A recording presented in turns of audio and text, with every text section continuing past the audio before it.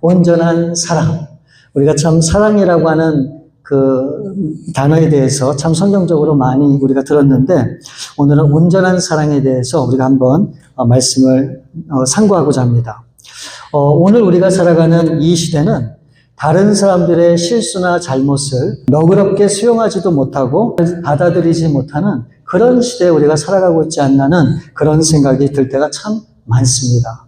때로는 자기 감정에 못 이겨서 화를 내고 또 신경질적으로 반응하는 그런 사람들이 있음을 또 주위에서도 볼 수 있죠. 제가 지금까지 우버를 한 7, 8년 정도 하면서 자그마치 대략 한 3만 명 정도의 사람들을 제가 경험을 했습니다. 근데 제가 내린 결론은 그거예요. 참 사람들이 인색하다라고 하는 생각을 떨쳐버릴 수가 없어요. 얼마나 이기적이고 다른 사람들에 대한 배려심이 없는지 조그만한 실수에도 화를 내고 감정적으로 대하는 그런 모습을 볼 때 참 당황하기도 하고 이걸 어떻게 해야 될까 하는 그런 마음이 들 때가 한두 번이 아니었기 때문에 그렇습니다. 그런데 모든 사람들이 다 그런 거는 절대로 아닙니다. 정말 좋으신 분들도 제가 참 많이 만났어요. 그리고 제가 다 말씀을 못 드리지만 정말 너무너무 많은 인생의 그런 이야기들을 제가 듣기도 했습니다. 또 어떨 때는 이런 분들 때문에 정말 이 세상에 아직까지 소망이 있구나 라고 하는 그런 분들도 제가 참 많이 만났었습니다. 근데 문제는 이렇게 좋은 분들은 한없이 좋지만 내가 감당하기 벅차게 나의 감정을 자극하고 이 갈등을 만드는 그런 사람들에 대해서는 어떻게 해야 될지 참 모르겠다라고 하는 생각이 들 때가 많다는 거예요. 아마 여러분들도 분명히 그럴 겁니다. 좋으신 분들이야 좋으니까 그냥 다 이해하고 넘어가지만 그렇지 않은 사람들에 대해서 여러분들 고민이나 걱정이나 근심이 분명히 있을 거라는 생각을 하게 됩니다. 근데 여러분, 사실 방법이야 되게 간단해요. 안 보면 그만이고 안 만나면 됩니다. 그럼에도 꼭 만나야만 한다면 그냥 모른 척하고 없는 사람처럼 그렇게 여기면 된다고 하는 거죠. 그런데 오늘 말씀에서 예수님은 우리가 정말로 감당하기 어렵고 부담스러운 메시지를 우리 가운데 주고 계세요. 너희 원수를 사랑하고 너희를 박해하는 사람들까지 어떻게 해요? 그들을 위해서 기도하라라고 그렇게 말씀하고 있기 때문에 그렇겠습니다. 나를 괴롭게 하고 불편하게 하는 그런 원수까지도 사랑으로 품어야 된다라고 말씀을 하고 있는데 여러분 이게 어떻게 가능하겠습니까? 그래서 오늘 말씀을 통해서 우리 예수님께서 말씀하시는 과연 온전한 사랑이 무엇인지 우리가 그것을 발견하고 그것을 통해서 우리도 예수님 같은 마음을 가졌으면 좋겠다라고 하는 말씀으로 오늘 말씀을 나누고자 합니다. 그래서 온전한 사랑이 무엇인지 두 가지를 우리가 나누고자 합니다. 온전한 사랑이란 무엇일까요? 그 첫 번째, 온전한 사람은 편견을 버리는 겁니다. 자, 한번 따라해 볼까요? 편견을 버리라. 참 사람은 희한하죠. 우리가 느끼는 보통 사랑이라고 하는 것은 마음으로 우리가 느낀다라고 그렇게 우리가 다 생각을 하는데 실제로는 마음이 아니라 무엇으로 사랑을 느끼는지 여러분 아세요? 우리의 생각으로 우리의 사랑을 우리가 느낄 때가 참 많아요. 내가 사랑할 만한 사람이니까 사랑한다는 거예요. 그리고 사랑할 만한 어떤 그런 기준이나 조건이 있기 때문에 사실은 사랑을 하게 되는 거예요. 뭐 예를 들면 얼마든지 있죠. 나하고 그 사람이 말이 잘 통하기 때문에 내 생각하는 것과 또 그 사람의 성격이나 또 비슷하기 때문에 또 취미도 같기 때문에 어쩌면은 그 사람이 나를 위해서는 정말 발벗고 모든 일에 나서서 적극적으로 도와주는 사람이기 때문에 등등 이와 같은 수많은 어떤 그런 기본적인 기준이나 조건이 나에게 충족되니까 결국은 내가 그 상대방을 사랑하게 된다는 거죠. 그런데 내가 생각하는 내 나름대로의 어떤 기준이 어긋나거나 벗어나게 되면 여러분 어떤 결과가 초래됩니까? 사람들과의 관계가 흔들리기를 시작해요. 우리는 이것을 뭐라고 얘기합니까? 그게 바로 편견이라고 얘기하는 거예요. 사실 뭐 여러분도 마찬가지지만 저도 제가 갖고 있는 이 편견 때문에 실수를 하는 경우가 참 많아요. 그런데 정말 다행인 것은 저만 그런 게 아니라 이 성경에 나오는 믿음의 사람들을 보면 이 편견 때문에 종종 어려움을 당했던 그런 사람들의 예가 수도 없이 많이 나와요. 그 중에 한 명을 제가 좀 말씀을 드리려고 그래요. 여러분, 사무엘이 그랬어요. 사무엘이. 하나님께서 어느 날 이새라고 하는 사람의 집에 그 아들들이 8명이 있는데 그 집에 왕으로 세울 사람이 있기 때문에 가서 왕으로 세우라고 그렇게 명령을 하세요. 그래서 이 사무엘이 이새의 집을 방문을 하게 됩니다.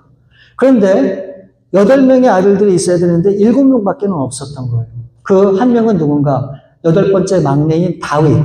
다윗은 들판에서 양을 치고 있었던 거예요.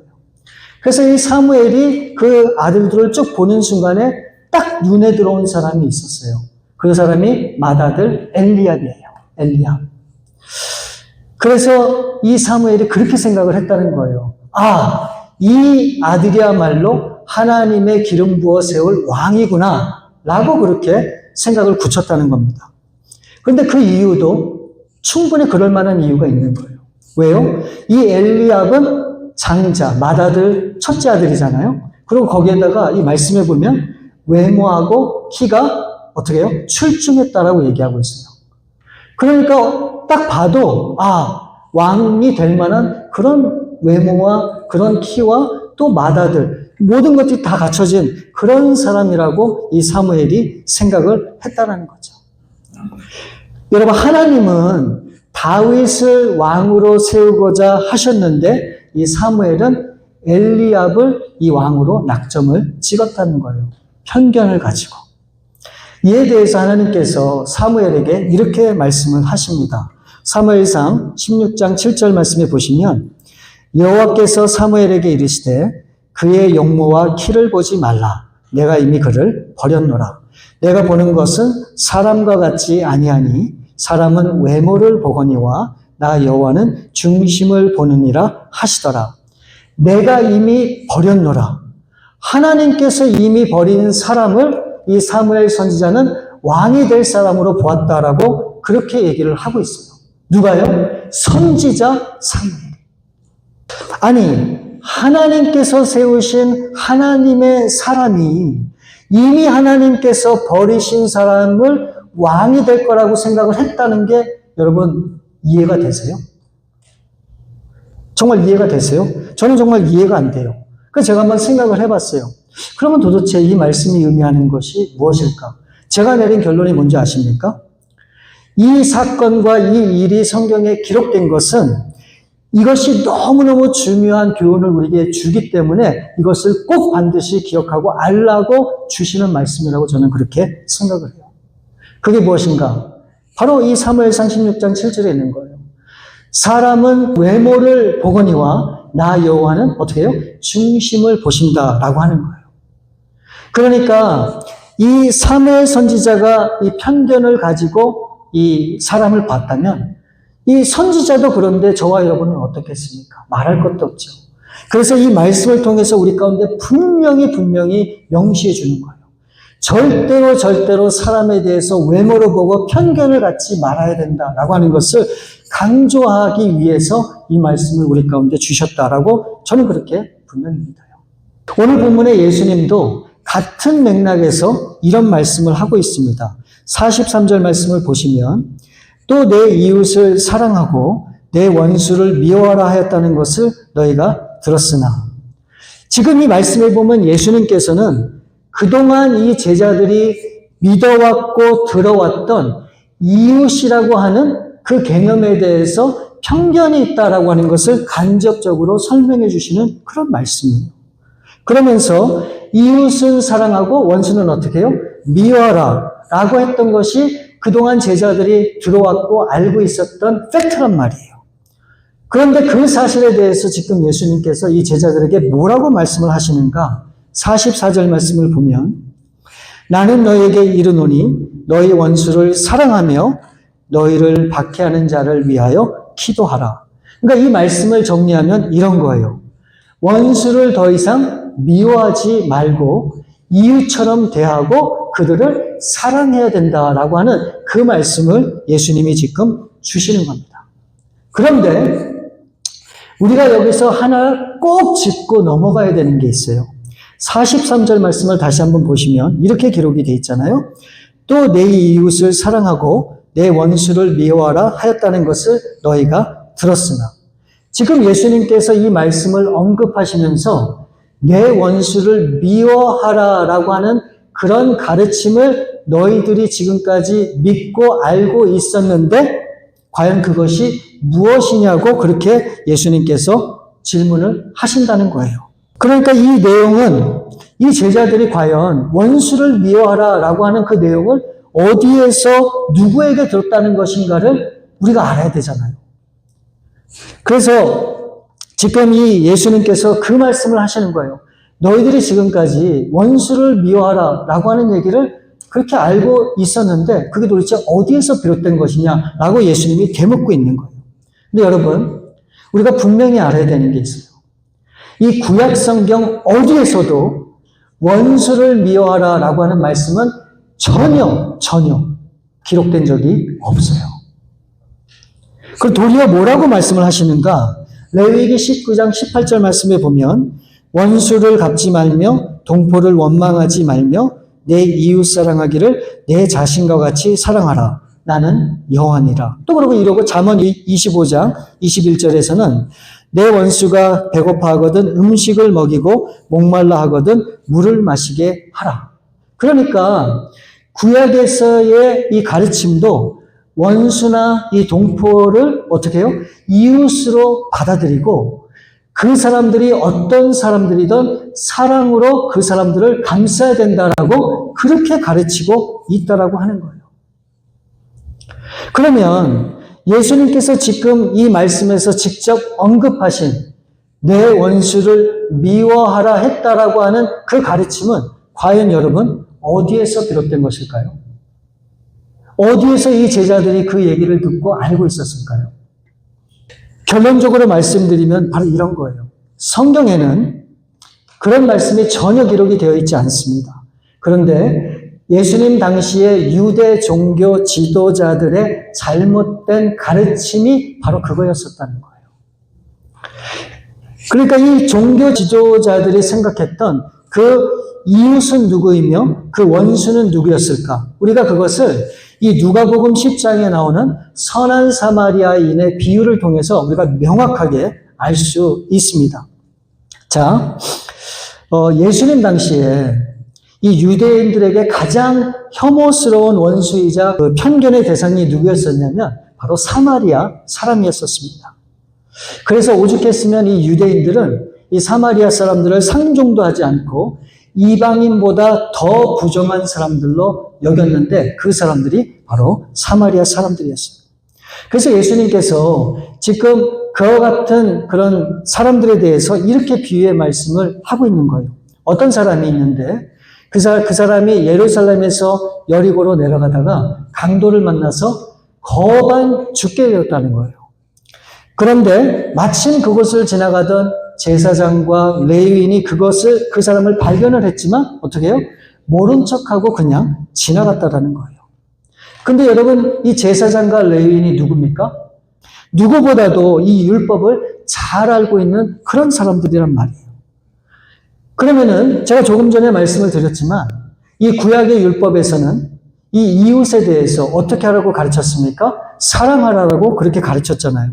그런데 왜 이들은 그 율법을 무시하고 그냥 모른 척하고 지나갔을까요? 그 이유는 바로 이 제사장과 레위인들에게는 편견이 있었기 때문이에요. 편견.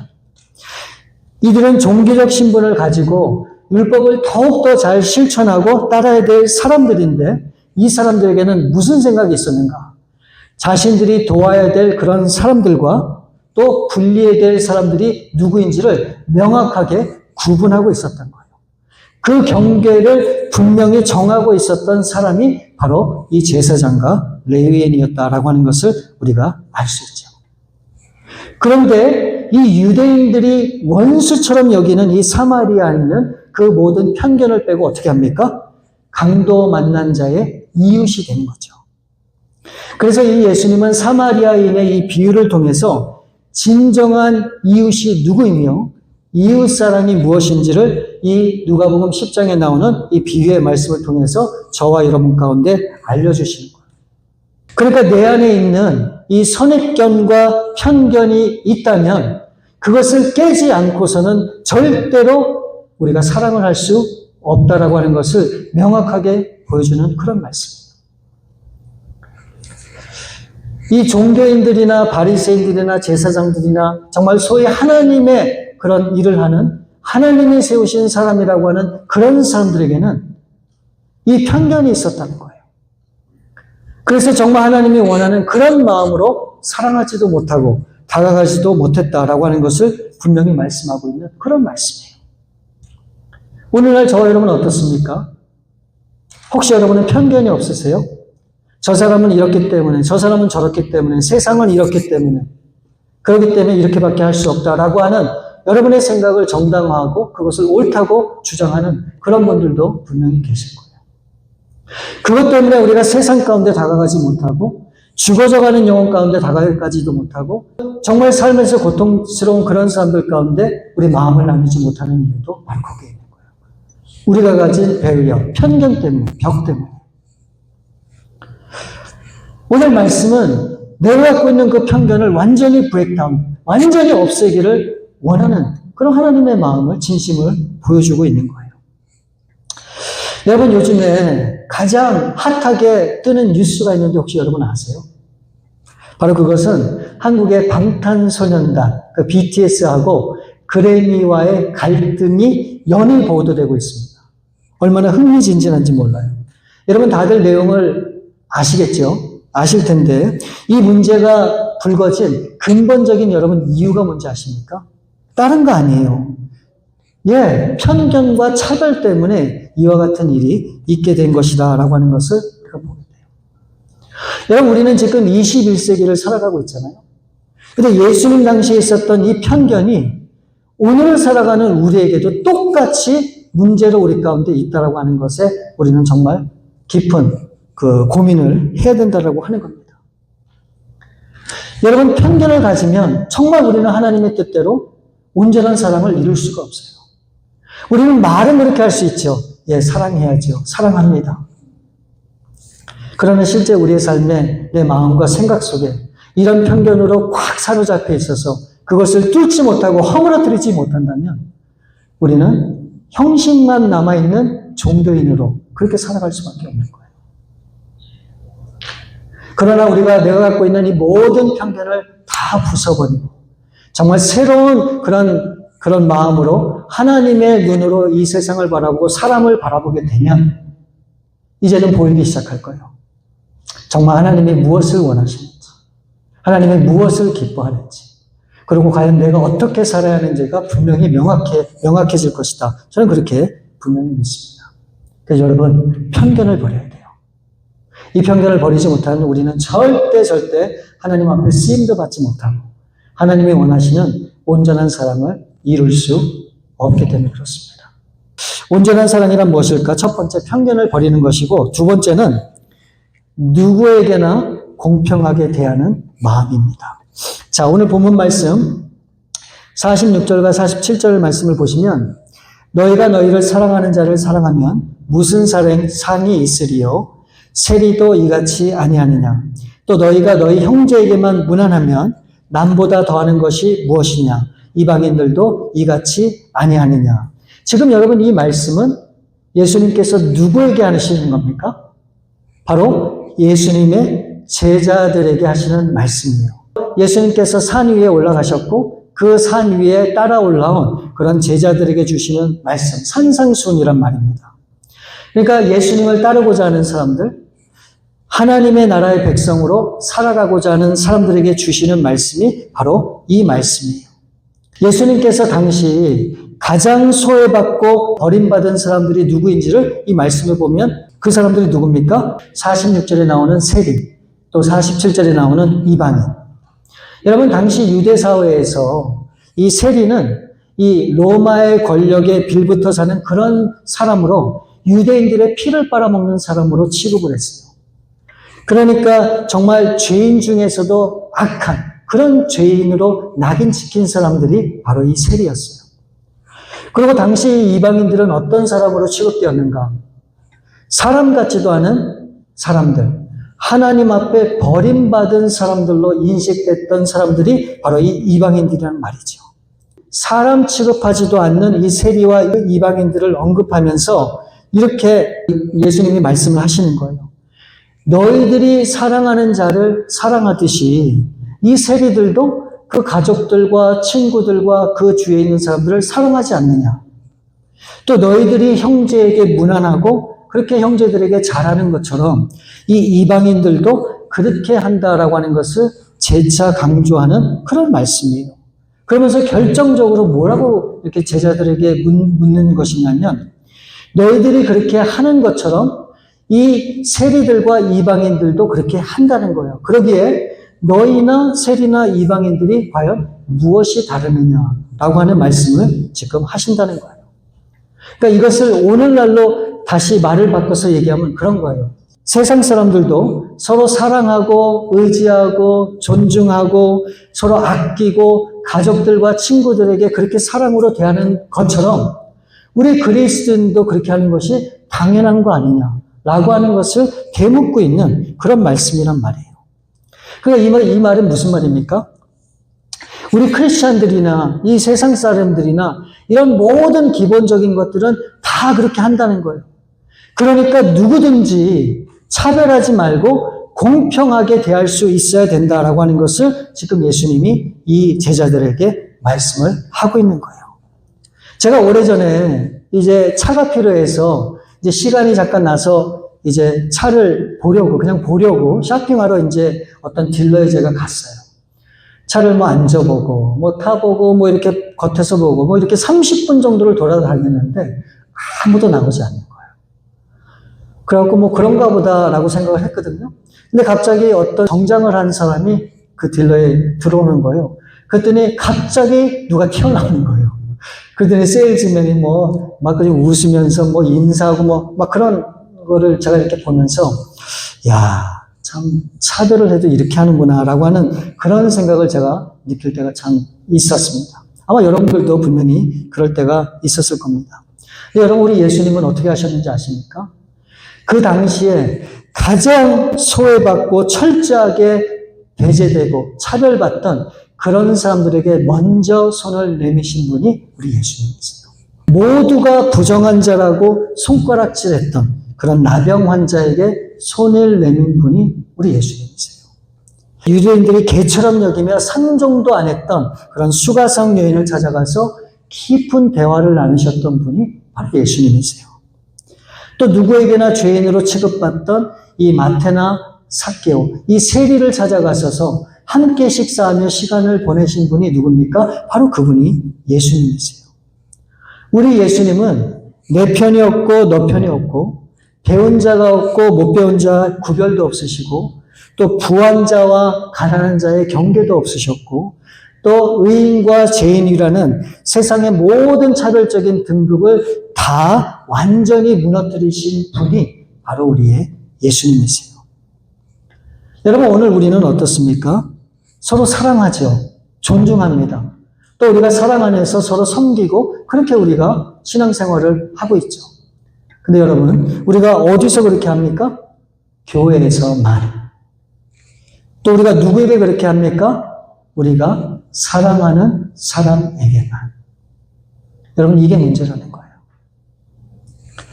오늘 이 세상에는 우리의 사랑을 필요하는 사람들이 아직도 수도 없이 많고 정말 생명을 얻기 위해 우리를 기다리는 그런 영혼들도 이 세상에 얼마나 많은지 모르겠어요.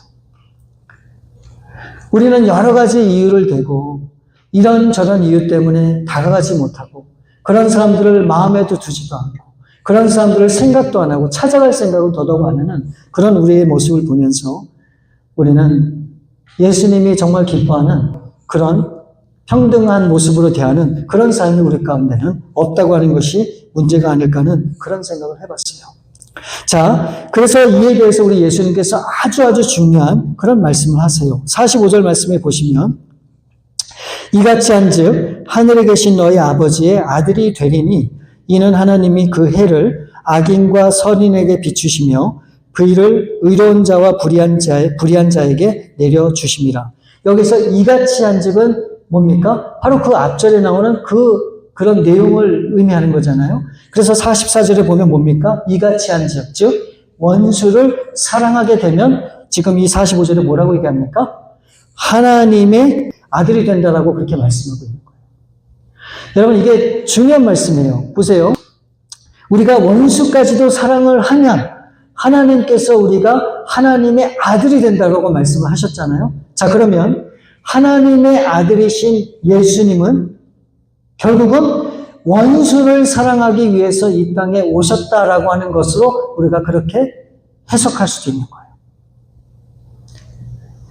착하고 말 잘 듣고 뭐든지 열심히 다하는 그런 사람을 위해서 오신 것이 아니고 어떤 사람을 위해서 오셨다고요? 원수를 위해서 예수님께서 그렇게 오셨는데 바로 그 예수님이 하나님의 아들이라는 거예요. 그래서 우리도 원수까지도 사랑을 하면 하나님이 우리가 아들이다라고 그렇게 불러주시겠다라는 거예요. 그러니까 예수님께서 이 땅에 오신 것은 누구 때문에 오셨다는 겁니까? 원수를 위해서 오셨다는 거예요. 원수를 위해서. 결국은 이 말이. 그러면 우리는 그 원수들을 어떻게 받아들이고 어떻게 이해하고 그들에 대해서 우리가 어떻게 반응해야 되겠습니까? 아니, 저 사람은 나에게 이렇게 한 원수기 때문에 이런저런 이유를 들어서 다가가지도 않고 관심도 안 갖고 기도도 안 하고 무관심으로 일관하는 그런 삶을 살아야 되겠습니까? 아니에요. 우리는 그들을 품어야 돼요. 그리고 사랑할 수 있어야 돼요. 그래서 성경은 사랑이 가장 큰 계명이라고 말씀하셨고 원수까지도 사랑하라는 말씀이 바로 여기에 담겨있는 의미다라고 저는 그렇게 생각을 합니다. 그러면서 오늘 지금 이 45절 말씀에 또 이렇게 얘기하는 거예요. 하나님의 마음을 해와 비의 비유를 들어서 우리 가운데 말씀을 하시죠. 하나님은 악인과 선인 누구에게나 해를 비춰주시고 또 의로운 자나 불의한 자 누구에게나 비를 내려주신다라고 그렇게 말씀하고 있는 거예요. 여러분, 이게 무슨 뜻입니까? 하나님은 누구를 차별하는 게 아니라 누구에게든 해와 비를 비춰주시고 내려주신다. 공평하게 대해주신다라고 하는 그런 말씀을 주신 거예요. 때로는 여러분들 하나님 앞에 그렇게 우리가 생각할 때가 있잖아요. 왜 하나님 저 사람한테는 저렇게 하는데 왜 나한테는 이렇게밖에 안 하십니까? 저 사람한테는 저렇게 많이 주는데 왜 나한테는 이렇게밖에 안 주십니까? 왜 저 사람은 저렇게 건강한데 나는 왜 이렇게 내 몸을 아프게 하십니까? 우리는 많은 때 다른 사람과 비교해서 우리 자신을 볼 때가 있더라는 거예요. 근데 그것은 잘못된 거예요. 여러분, 우리 하나님은 가장 공평하신 분이세요. 여러분들에게 가장 필요한 것, 가장 좋은 것, 가장 복된 것을 주시는 하나님이시기에 지금 여러분들에게 주어진 그 상황과 그 시간과 그 환경은 여러분에게 가장 큰 축복이라고 하는 사실을 여러분들이 받아들일 수 있습니다. 왜요? 그 과정을 통해서 하나님이 여러분 가운데 일하고 계시기 때문에 그런 거예요. 우리가 그 결과를 지금은 알 수가 없어요. 그렇지만 내가 당하는 이 어려움, 지금 겪고 있는 아픔, 그런 모든 과정들을 통해서 결국은 하나님이 여러분들 통해서 원하시는 하나님의 뜻이 있기 때문에 그런 상황에 여러분들이 있다라고 하는 거죠. 그것을 믿지 못하면 우리 하나님은 원망하고 불평하다고 얘기할 수밖에 없죠. 그러나 우리가 이것을 믿음으로 받아들이게 되면 나에게 주어진 그 모든 상황과 현실은 어떻게 돼요? 감사하게 되는 거죠. 그리고 우리 하나님 앞에 기도하게 되는 겁니다. 우리 하나님은 공평하신 분이세요. 그리고 절대 편견을 갖고 우리를 대하시는 그런 하나님이 아니세요. 그렇다면 우리는 어떻게 되겠습니까? 다른 사람에 대해서, 우리 가족들에 대해서, 우리 사랑하는 성도님들에 대해서 편견을 버리셔야 돼요. 그리고 이제 어떻게 해요? 누구나 공평하게 대할 수 있는 그런 마음이 우리 가운데 있어야 돼요. 왜요? 그것이 하나님이 바라시고 하나님이 원하시는 하나님의 뜻이기 때문에 그렇습니다. 바로 그것이 온전한 사랑으로 나아가는 길이라고 하는 것을 오늘 이 말씀을 통해서 분명히 우리 가운데 주시는 거라 저는 그렇게 분명히 믿어요. 여러분, 정말 여러분 하나님의 온전한 사랑을 경험하고 싶으세요? 그러면 편견을 버리고 누구에게나 똑같은 그런 마음과 심정으로 정말 사랑하기를 아끼지 않고 그렇게 내어주시는 여러분들 될 수 있기를 바랍니다. 우리 이 시간에 함께 기도하는 시간 잠깐 갖도록 하겠습니다. 여러분, 우리는 많은 때 하나님에 대한 오해를 갖고 그렇게 살아갈 때가 참 많습니다. 그래서 하나님에 대해서 편견을 갖고 하나님 왜 이렇게 불공평하실까라고 하는 그런 생각을 우리가 할 때가 참 많아요. 여러분, 우리 하나님은 절대로 그런 하나님이 아니십니다. 우리 하나님은요, 처음 여러분을 지을 때부터 지금까지 단 한 번도 다른 생각을 하신 적이 없으세요. 처음부터 여러분을 사랑하셨던 그 마음이 지금까지 변함이 없으세요. 그리고 하나님은 여러분 모두를 다 소중하게 그렇게 만드셨어요. 그래서 모든 여러분들을 다 똑같이 사랑하시고 그렇게 대하시는 분이 우리 하나님이세요. 우리가 이 사실을 분명히 믿을 때 우리는 정말 하나님의 사랑을 알게 되고 그 사랑을 깨닫게 되고 그 사랑 앞에 나갈 수 있다. 저는 분명히 믿습니다. 그래서 우리 이 시간 이렇게 기도하면 좋을 것 같아요. 하나님, 이제 정말 그 온전한 사랑을 나의 삶 가운데 이루기 원합니다. 그래서 깨어졌던 사람들과의 관계가 회복되고 이제 하나님의 사랑으로 다가갈 수 있는 그런 놀라운 은혜가 우리 가운데 있도록 도와주옵소서. 우리 그런 마음으로 잠시 기도하시겠습니다. 아버지 하나님, 감사합니다. 오늘 이 온전한 사랑이 무엇인지 우리 가운데 하나님께서 알려주셨습니다. 정말 차별하지 않고 어떤 사람을 대하든 공평한 마음으로 똑같은 마음으로 대하는 것이 정말 하나님의 마음이고 또 그렇게 할 때 진정한 사랑을 할 수 있다고 하는 것을 우리 가운데 알려주셨습니다. 하나님, 우리는 이기적이고 나 자신만을 아는 그런 사람들에게 우리가 그렇게 살아가지 못했음을 이 시간 고백합니다.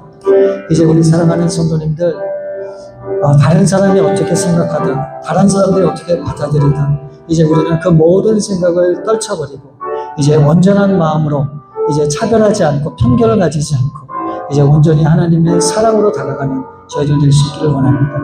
그래서 우리를 통해서 우리 그 마음과 우리의 그 사랑을 통해서 이제 깨어졌던 모든 것들이 회복되고 그로 인해서 하나님의 아름다운 그런 결실들이 우리 주위에 나타나게 도와주시고 아름다운 하나님의 나라가 우리 가운데 세워지는 놀라운 은혜가 있기를 원합니다.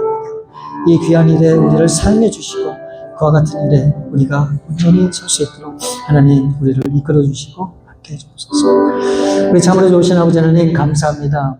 오늘 온전한 사랑이 무엇인지를 우리가 생각해 보았습니다. 이제 더 이상 편견을 갖지 않고 차별하지 않고 이제 하나님의 마음과 심정으로 이제 많은 그런 우리 주위 사람들을 대하는 바로 그것이 온전한 사랑을 이루는 길이라고 말씀을 하셨사오니 이제는 더 이상의 잘못된 생각과 그런 마음을 가지고 사람들을 대하지 않게 도와주셔서 이제 하나님 안에서 온전한 사랑을 이뤄가는 우리 귀한 성도님들 다 될 수 있도록 우리 하나님 함께해 주시옵소서.